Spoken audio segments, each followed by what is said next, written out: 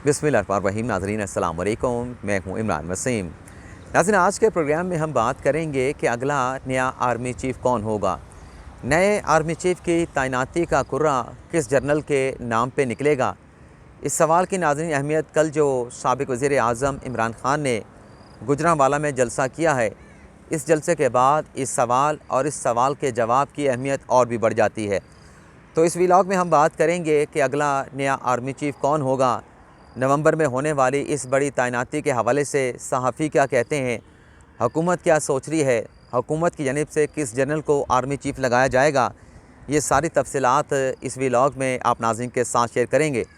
और इसके अलावा हमारे आज के प्रोग्राम की बाकी जो अहम ख़बरें हैं उनकी तफसीलात भी आपके साथ डिस्कस करेंगे। तो पहली ख़बर से प्रोग्राम का आगाज़ करते हैं। नाज़रीन, पहली ख़बर यह है कि चेयरमैन पीटीआई इमरान ख़ान के एक अहम खिलाड़ी, जिस पर साबिक़ वज़ीर आज़म इमरान ख़ान अपनी पार्टी के माली मामलात के हवाले से बहुत ज़्यादा एतमाद करते थे और करते हैं, उन्हें FIA की जानिब से तलब कर लिया गया है। और ख़ान साहब के इस अहम खिलाड़ी की तलबी जो FIA की inquiry team foreign funding party के हवाले से तहकीकात कर रही है, इस सिलसिले में ख़ान साहब के इस अहम खिलाड़ी पाकिस्तान तहरीक इंसाफ के अहम रहनुमा तारक शफ़ी को तलब कर लिया गया है। इससे पहले भी इसी सिलसिले में फ़ॉरेन एडेड पार्टी से मुतल्लिक जो इंक्वायरी चल रही है, FIA ने तारक शफ़ी साहब को बुलाया था और पहली पेशी के अख्ताम पर FIA की टीम ने एक सवालनामा तारक शफ़ी साहब को दिया था और साथ में 1 हफ़्ते का वक्त दिया गया था कि 1 हफ़्ते के अंदर इस सवालनामे में जो सवाल पूछे गए हैं उन सवालों का आप तहरीरी जवाब देंगे। तो तारक शफ़ी साहब को जैसे कहा गया, उन्होंने 1 हफ़्ते के अंदर उन तहरीरी सवालों का जवाब दिया। अब नाज़रीन, ख़बर ये सामने आई है कि जो क्वेश्चनेयर फिल करके दिया गया तारक शफ़ी की जानिब से, उसमें यह कहा जा रहा है कि तमाम सवालों के जो जवाब हैं वो हाँ या ना में दिए गए हैं। किसी भी सवाल का जवाब तफसीली तौर पे नहीं दिया गया और ये जो तहरीरी जवाब दिया है तारक शफ़ी साहब ने, उस पर FIA की इंक्वायरी टीम ने अदम इत्मीनान का इजहार करते हुए एक मरतबा फिर तारक शफ़ी साहब को ज़ाती हैसियत में FIA की इंक्वायरी टीम के सामने पेश होने का हुक्म दे दिया गया है, नोटिस जारी कर दिया गया है। तो एक ये बड़ी अहम ख़बर है कि एक पार्टी के रहनुमाओं को पहले बुलाया गया, उसके जवाब से FIA की टीम ने अदम इत्मीनान का इजहार करते हुए उसकी दोबारा जो है वो तलबी का नोटिस जारी कर दिया गया है। दूसरी नाज़रीन ख़बर हमारे पड़ोसी मुल्क भारत से है और नाज़रीन ख़बर यह है कि गवर्नर गुजरात आचार्य देवव्रत के एक बयान ने इंडिया में आग लगा दी है। और नाज़रीन, जो बयान दिया गया है गुजरात के गवर्नर की तरफ से, वैसे तो वह हकीकत पे मबनी है और बयान नाज़रीन उन्होंने ये दिया है कि जो हिंदू हैं वो सबसे ज़्यादा मुनाफिक हैं। ये गुजरात का गवर्नर जो कि ख़ुद हिंदू है, वो अपने हिंदुओं के बारे में कह रहा है कि हिंदू जो है एक मुनाफिक कौम है, सबसे ज़्यादा मुनाफिक कौम है। अब ये बयान उन्होंने क्यों दिया है वो भी आपको बता देते हैं। नाज़रीन, गवर्नर गुजरात आचार्य देवव्रत साहब ने ये कहा है कि हिंदू जय माता जी का नारा लगाते हैं, लेकिन गाय को वो सिर्फ उस वक्त तक अपने साथ रखते हैं जब तक वो दूध देती रहती है। जैसे ही गाय दूध देना बंद करती है, उस गाय को घर से निकाल के सड़कों पे छोड़ दिया जाता है। मज़ीद गवर्नर गुजरात आचार्य साहब का ये कहना है कि हिंदू और गायें वैसे तो एक दूसरे के साथ जुड़े हुए हैं, लेकिन ये सिर्फ खुद गर्जी की वजह से है। और मैं इसलिए कहता हूँ कि हिंदू मुनाफिक नंबर 1 है। हिंदू मुनाफिक नंबर 1 है। ये हम नहीं, कोई मुसलमान नहीं, बल्कि हिंदुओं का अपना गवर्नर गुजरात का, वो अपनी कौम से मुतल्लिक़ कह रहा है कि हिंदू जो है वो मुनाफिक नंबर 1 है। अब आ जाते हैं कि अगला नया आर्मी चीफ़ कौन होगा। और कल जो ख़ान साहब ने जलसा किया, उस जलसे के बाद नए आर्मी चीफ़ की तैनाती का जो सवाल है कि ये कुर्रा किस जनरल के नाम पे निकलेगा, इसके सवाल की अहमियत और इस सवाल के जवाब की अहमियत क्यों बढ़ जाती है। नाज़रीन, ख़ान साहब ने जितनी भी अब तक हुकूमत से बाहर आने के बाद, अदम एतमाद की तहरीकें कामयाब होने के बाद जितनी सियासी जद्दोजहद की है, जितने जलसे किए हैं, जुलूस किए हैं, एहतजाज किए हैं, बयानात दिए हैं, ऑडियो वीडियो बयानात जारी किए हैं, ख़ान साहब की एक ही कोशिश थी कि नवंबर से पहले आम इंतखाबात की जो राह है उसको हमवार किया जाए, नवंबर से पहले आम इंतखाबात करवाए जाएँ ताकि नए आर्मी चीफ़ की तैनाती वो ख़ुद कर सकें और नए आर्मी चीफ़ की तैनाती का जो मामला है वो मौजूदा हुकूमत पे ना छोड़ा जाए। कल नाज़रीन ख़ान साहब ने गुजरांवाला में जलसा किया। ख़ान साहब ने एहतजाज की कॉल देनी थी, अपनी किसी नई हिकमत अमली का ऐलान भी करना था, लेकिन ख़ान साहब ने अपने पार्टी के चाहने वालों को, अपने वोटर को, अपने सपोर्टर को वेटिंग मूड पे लगा दिया खान साहब ने कहा कि मैं कॉल दूंगा, आप सिर्फ मेरी कॉल का इंतज़ार करें। और आपको याद होगा कि 25 मई को खान साहब ने जो लॉन्ग मार्च पेशावर से लेके इस्लामाबाद के लिए निकले थे, इस्लामाबाद पहुंचने पे उन्होंने 4 हफ़्तों का मोहलत दी थी कि आज मैं अपना जो लॉन्ग मार्च है इसको कॉल ऑफ कर रहा हूं और 4 हफ़्तों के बाद मैं दोबारा लॉन्ग मार्च लेके आऊँगा। तो वो 4 हफ़्तों का जो इंतज़ार है वो भी ख़त्म नहीं हुआ और कल जो खान साहब ने अपनी नई हिकमत अमली का ऐलान करना था वो भी खान साहब ने एक मरतबा फिर कह दिया कि इंतज़ार फरमाइए। तो नाज़रीन, अब जो नए आर्मी चीफ़ की तैनाती होनी है तो ये तो वाज़ेह हो गया है कि मौजूदा हुकूमत ही नए आर्मी चीफ़ की तैनाती करेगी। लेकिन नाज़रीन, एक सहाफ़ी हैं, नामवर तज़ियाकार हैं नजम सेठी साहब, उन्होंने आर्मी चीफ़ की तैनाती से मुतल्लिक और नए इंतखाबात से मुतल्लिक कुछ इंकशाफात, कुछ दावे किए हैं। सबसे पहले तो वो आपके साथ शेयर करेंगे और उसके बाद हुकूमत क्या सोच रही है, हुकूमत किस जर्नील को उन्हें आर्मी चीफ़ लगाना चाहती है, हुकूमत की पॉलिसी क्या है, हिकमत अमली क्या है, उस पर भी आप नाज़रीन के साथ तफसीलात शेयर करेंगे। सबसे पहले नाज़रीन, जो नजम सेठी साहब हैं उन्होंने ये दावा किया है कि जनवरी में आम इंतखाबात हो जाएंगे और जनवरी से पहले मौजूदा हुकूमत की छुट्टी कर दी जाएगी।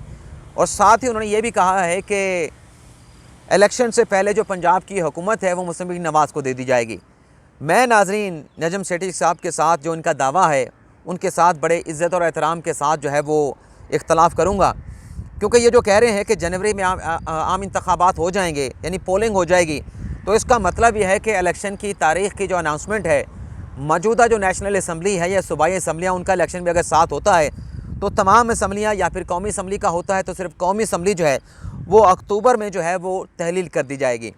इस वक्त नाज़रीन जो महंगाई की सूरत हाल है, जो महंगाई का तनासब इस हद तक बढ़ चुका है, रेशो इस हद तक बढ़ चुकी है कि लोगों के लिए गुजारा करना मुश्किल हो चुका है। बिजली की कीमतें आप देख लें, पेट्रोल की कीमतें आप देख लें कि आवाम जो है वो चीख रही है। आवाम के लिए इस महंगाई को बर्दाश्त करना मुश्किल हो गया है।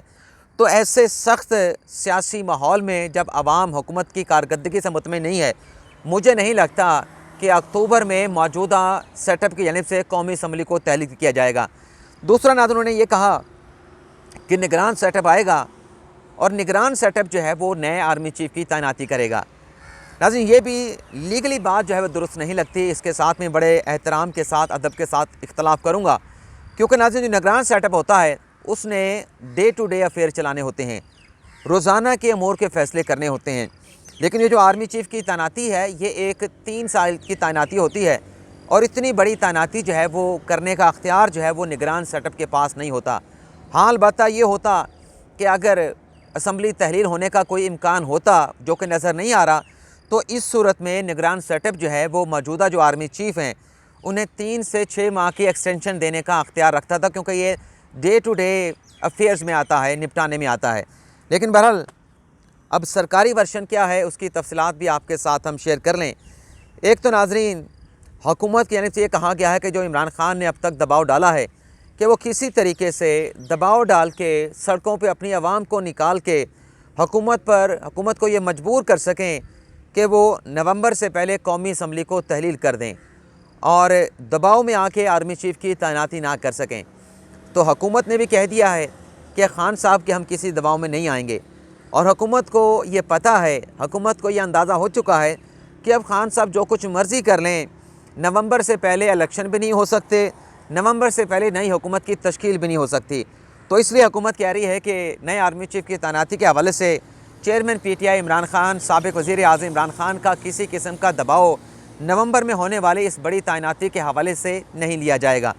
दूसरा नाज़रीन, हुकूमत ने कहा है, बल्कि हुकूमत ने कहा है कि ये जो नवंबर से पहले कोशिशें की जा रही थी, एक तूफ़ान खड़ा करने की कोशिश की जा रही थी, वो सारा का सारा जो चैप्टर है एक सियासी तलातुम का, सियासी अफरा तफरी का, वो क्लोज़ हो चुका है।